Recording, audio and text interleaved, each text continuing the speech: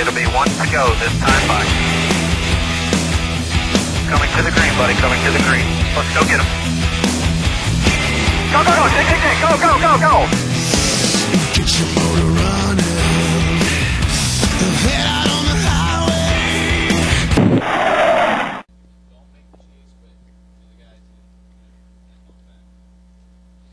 Well, I mean, I think the strong teams are the strong teams, and you know, they're gonna always be the guys to beat year in and year out. And you know, I think that you know what can happen is, as a team, if you've got a teammate that's outside the chase, or let's say you get into the chase a little bit and they're outside the chance of winning the championship, then any of those thoughts that have been going through the crew chiefs and the engineers' minds of things that they really want to try. Just like today, I mean, we came here with a setup that we put it in our simulation on a computer, we put it on the 7-post, all these things are like, okay, we got it. We come here, and in the first 45 minutes, we couldn't get the heights worked out. You know, the speed wasn't there, and we had to abandon it. You know, we had 2 hours to figure that out, get us ready to race, and then have to make sure we can qualify with it.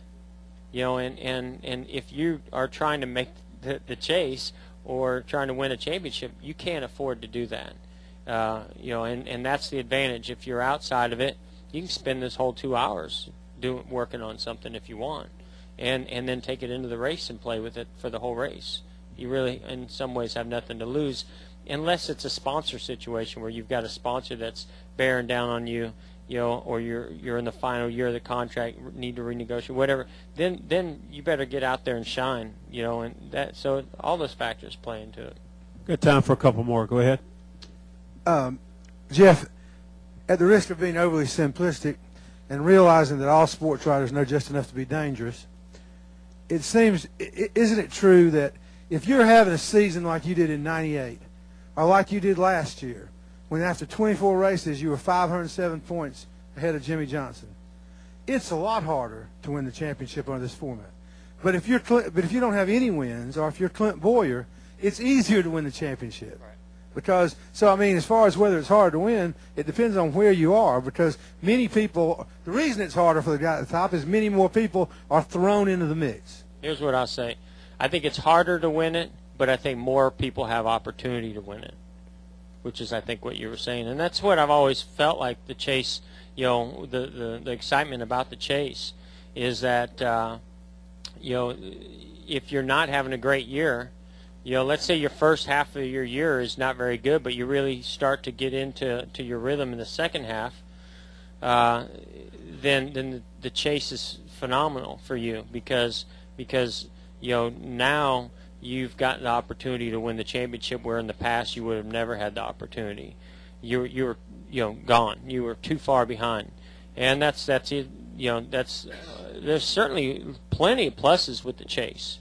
You know, I think you've got 12 guys that can win it. You've got people that, you know, haven't had a great first half that can win it. You've got a lot of different factors that play out. You've closed the gap. So if one guy had a big lead, the guy in second, third, or fourth, now they've got a shot to win it.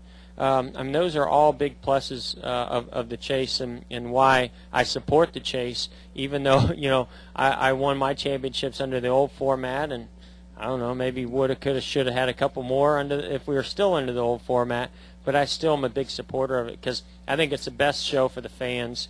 I think it's fantastic for the competitors. You know, all the way around, I think it's a good format for our sport. But I still think that to win it, it's seriously challenging because of those final 10 races. And maybe I'm just saying that because, you know, like you bring Jimmy Johnson here, and he could tell you the exact opposite, because he didn't win a championship under the old format, and so, you know, he looks at last year how far behind he would have been and wouldn't have won a championship, you know, if the format had been so for some guys they might think it's easier. For me, I think it's tougher.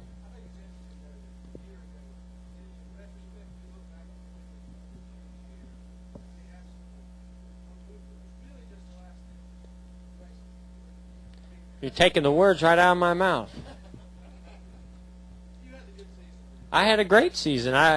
We just didn't win the championship. So, which is really what we're all here to do anyway. But I certainly look at last year as a great season for me, and we were just lacking that one position, which is a big one, but still a very good year for us. We're going to go Holly, and then end with Al. Go ahead. Real quick, Jeff, and you kind of alluded to this earlier with a question about Joey Logano, but what do you remember about the weekend when you made your debut? Because since you've started racing, no one has won more championships, no one has won more races than you, but you really came in super low profile that weekend in Atlanta. What do you think about when you think about that coming in? Two things stand out to me from that weekend. Maybe three. One is that we were fast in practice, went to qualify, and I blew the lap. We used to have second round qualifying then. I was fastest second day, started 21st, went to the driver's meeting, and Richard Petty's final race, he hands out a, I've told this story, I know, it was like a money clip, had his symbol, like his face and hat on it. I don't know what it was made of, like silver or something like that. Had 21 on it, my starting position. He handed out to every driver there. Still have it. And the other thing, the most important thing I remember is crashing. I don't remember what lap it was. I just remember backing in the wall pretty hard down in turns 1 and 2, which are now 3 and 4. That's what I remember.